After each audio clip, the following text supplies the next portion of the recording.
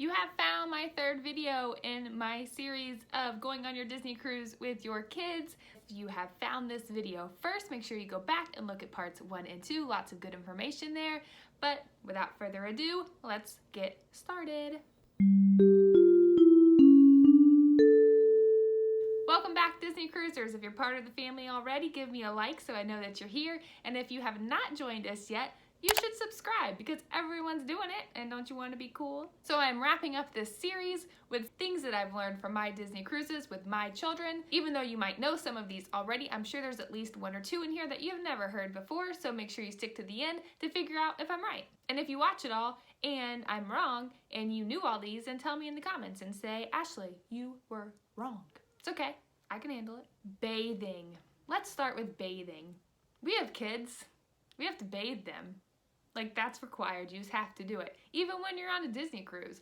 And Disney has made it very, very easy for you to be able to bathe them. They also have bathtubs, and they're not like rinky-dink little bathtubs. They're full-size bathtubs, and you can easily bathe your children in them whenever you want. They can also shower. Doesn't matter. Now, do you want to spend every single day bathing your children?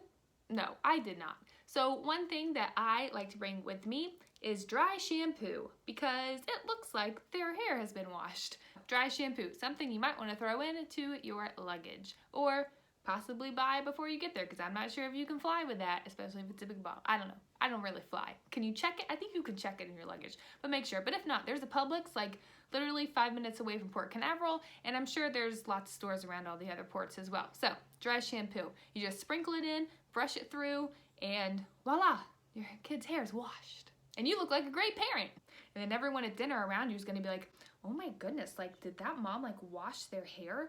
Like, how did they even have time to wash their kids' hair? Like, oh my goodness, she must be like super mom. Like, I want to be her. In part 2, I talked a lot about ice cream hacks.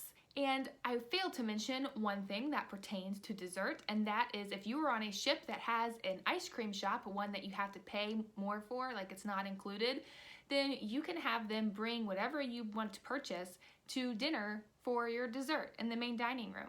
So if you want to go get, like if you're going to Vanellope's and you want that big Vanellope race car full of ice cream, or if you're at Sweet On You and you want to get the big Mickey Pants full of ice cream, then you can order it ahead of time and they'll bring it to you at your dinner, like in your main dining room. Like, how cool is that? So you can do that. Oh, and I would say that even though you have to pay more for these ice cream things, and like they have like little brownie things and cake pops and all sorts of things, they're not that much money. In fact, they're like way cheaper than what they have like at Disney World. Like, it's great. Like, they're normal prices, which makes me buy a ton. So good job, Disney, because it worked. I buy everything. Lots of girls like to get their hair braided when they're on a cruise, and there are no shortages of hair braiding stations, whether you're on the ship, at Castaway, or at another port that you stop at. Especially like Nassau, like we got off on Nassau and I'm pretty sure like there was 25 people yelling at me to get my kids' hair braided, and they claimed they were like professional hair braiders or something. I don't know what that means. There are places that are more expensive than other places. Nassau is one of the more expensive places to get your hair braided. And if you would like to get it done in a timely manner and in a location where you feel more comfortable, Disney has hair braiding on the ship. It's on the pool deck.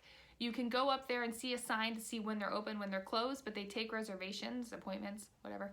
So make sure you go up there and reserve a spot for your child to get their hair braided. They also can get it done on Castaway Cay. It just depends on when exactly you're wanting your kids' hair to be braided, what they're doing the rest of that day, the rest of that week. You know, it would be not the smartest thing, I would think, to get your hair braided and then 2 hours later go to the bippity boppity boutique and then get it taken out and get a crown in. So just things to consider, but they do have them on the ship, and you can make a reservation / appointment to get it done. And that's something you should do because they fill up. It's also something that's not very expensive. So if you're wanting your kids to have a souvenir, or if they're bringing their own gift cards and can, you know, spend their money how they want, that is something that is very affordable and fun and looks cute in pictures. I mentioned Castaway, so I'm just gonna do this tip real quick. On Castaway, there are a couple beaches. There's like one section of a family beach. Okay, first it starts with like the excursion beach, then it's like one part of the family beach with the snorkeling too, and then there's another section of a family beach, and then there's Serenity Bay on the other side, which is the adult beach. The second location, the second family beach area, that's the one that has pelican plunge, which are the water slides that go into the water for kids to play on. And they also have like this climby rope structure thing with like monkey bars, and I think there might have been a zip line, pretty sure. And just some things they can jump off of and be around, and there's lifeguards right there. So if you want your kids to be able to play on those things, then go to the second beach. But here's the tip. If you just want to relax and not have them play on those structures, if you just stay on the first beach, you can't even see those from where you are. So if you want your kids to like not know they exist, you can do that, and they'll have no clue that they're missing out on the slides. But if you want to be on the slides, you want to see them do it, then you'll have to go to the second beach because you won't be able to see them from the other beaches. Also on Castaway, I think this is a cool thing to do on Castaway, but you can also do it on the ships. At the bars, they can make a crazy shake for kids. It's non-alcoholic. It's like a smoothie type strawberry shake thing.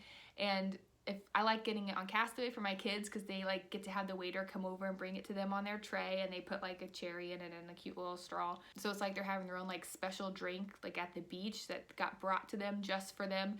So something cool. It's called a crazy shake. Keep that in mind. They're delicious and they're really big. Like one time my husband and my daughter shared one and it was plenty. So just throwing that out there. I'm sure if you have researched, then you have seen that lots of people decorate their doors on their cruises. I decorate my door every time. We actually have a little up house with up balloons, but the balloons are Mickey heads. So if you ever see that, that's me. You should come knock on my door and say hi, although I probably won't be in my room, but you know, maybe I will be. I know it's fun for the adults to decorate their room. Decorating your door also is a really good indicator for your children. So if you're letting them like go down in between rooms, like down the hall, back and forth between like family rooms, or if you let them go somewhere and they have to come back and because they're a little bit older, decorating the door definitely helps them recognize and identify your room over others. We have yet to let our kids go off anywhere by themselves because our oldest one is 8. But we do let them, when we're walking back from somewhere, we let them kind of run ahead of us in the hallways and like find our room, so they think they're finding our room even though we know where we're going. But it's kind of a fun game for them, and they feel like they have a lot of independence on the ship. Those of you who check in online also might see the option to have a phone call, either Mickey Mouse or maybe Goofy or Minnie Mouse and Mickey Mouse. I don't know, but they can call you. You can set up a time for the phone call to go through to you, and then you answer it, and then your kids can hear Mickey inviting them to their vacation. It gives us something to look forward to let us know that we're getting closer to the ship. Another thing that your older child might appreciate, if they are like 10 or under and they get served the kids menu when they sit down at dinner, let them know that they can order anything they want off of the adult menu. My 8-year-old has an appetite like I don't even know where it came from, but this last cruise she ordered a lot off of the adult menu. She also really liked their salads and their soups that they had as selections on the adult menu. Every night the kids menu does change like the adults menu, so they're not sitting there eating the same thing over and over, but if they are a little bit more hungry or they have a larger appetite, then the adult menu is available for them. If you are looking to save some money on your cruise and you still want your kids to have the full cruise experience, then I suggest bringing your own princess dresses, whether that means you purchase them inexpensively somewhere or you make them or you buy them through Disney. I know DisneyStore.com has the twice upon a year sale. They always have really good deals on dresses there, but bring your own. Your girls can wear them to the shows. My girls wore their Belle costumes to the Beauty and the Beast show. They can wear their Jasmine one to the Aladdin show. They can also wear them during meet and greets, and then my girls like to wear them every night for dinner. I understand that they're ginormous and they take up a lot of space. We actually have an entire suitcase devoted to princess dresses, so I feel your pain, but it is something that'll make your pictures stand out and look really great. It also gives them something to talk about when they meet the princesses, and it makes them feel maybe like they're dressing up to go to the fancy show at night. A lot of times on the Navigator you will see shows like game shows for families or just different activities for families. A lot of times they're like audience participation type events, and some of them are limited to only a certain amount of families can play. You can still watch and it's still a great time, but some only certain people can play, and if you want to be able to play, then make sure you get there early and sit up front. And then if you want, maybe talk to the cast member who's working. Whenever the cast member says, "Who wants to play?" you need to stand up and shout and scream and hoot and holler and be like, "We want to play." Throw your kid in the air or start banging things together. Make sure that they see you and recognize you, and it really helps when you're on the front. And then that way you're most likely to get called to play. We usually have a lot of success doing this. We don't even really like hoot and holler as much as other people do, but we just get there early and sit right in the front, and we usually get asked if we want to participate and play in the events. We even showed up about 20 minutes early to the Golden Mickeys once, and because of that, our kids were selected to actually be in the show and walk on the stage with Snow White during her number. So I know that this tip works. My last tip is a big spoiler, so I don't want to say it unless you're okay with hearing something. So I want to go ahead and say bye to all those who don't want to hear the spoiler. Make sure that you subscribe and come back and see our next fabulous video. But if you don't really care about spoilers for the cruise, or you already think you know this because you've researched a ton, then my last tip has to do with, I'm pausing, so if you don't want to know, you click out of this. Okay, hopefully only the people who want to know are here. Okay, so this last tip is when you board the ship and they say your name. You come on the ship and they're like, Disney Fantasy likes to welcome the Smith family aboard. That's not my name. My last name's not Smith. But then everyone like, oh yeah, then you walk through the line and they clap and clap and clap. But you can like say whatever you want. Like my last name is not Smith, but I could say that and they would have no clue. Some people say like the Griswold family, and you know, that's probably not really their name. Something that might make your kids very happy is if you said their name. So like if your kid's name was Adam, you could be like Prince Adam and his royal jesters, and then they'll say that when they come on the ship. Or if you have a daughter, you could say like Princess Isabel and her royal court. You know, you can even play along yourself and be like Princess Isabel and the evil queen. So that might make your kids very happy if they get to hear their specific name, not just your last name, like said over the entire atrium of the ship. Thanks for hanging around to the end of the video, Disney Cruisers. I hope you enjoyed this series. I have a ton more videos coming your way, so make sure you look out for those. If you're still in the stages of planning your trip, make sure you check out my planning videos.